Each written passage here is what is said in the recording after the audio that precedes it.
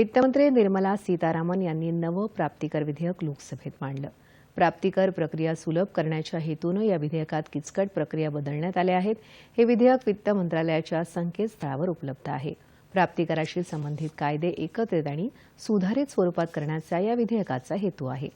सध्याच्या कायद्याच्या तुलनेत नव्या विधेयकाच्या मसुद्यात कमी तरतुदी आहेत, असं सीतारामन यांनी सांगितलं। हा मसुदा आता संसदेच्या प्रवर समितीकडे पाठवला जाईल आणि प्रवर समिती अधिवेशनाच्या दुसऱ्या टप्प्यात आपला अहवाल सादर करेल, असंही त्यांनी सांगितलं।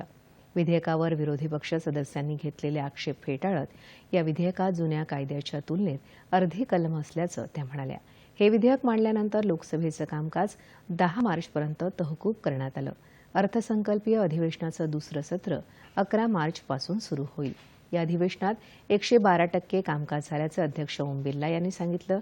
राष्ट्रपती द्रौपदी मुर्मू यांच्या अभिभाषणावरच्या धन्यवाद प्रस्तावावर झालेल्या चर्चेत 177 सदस्यांनी सहभाग घेतला आणि 17 तासांपेक्षा अधिक काळ ही चर्चा चालली, असंही त्यांनी सांगितलं। अर्थसंकल्पावर झालेल्या चर्चेत 170 सदस्यांनी भाग घेतल्याचं त्यांनी सांगितलं।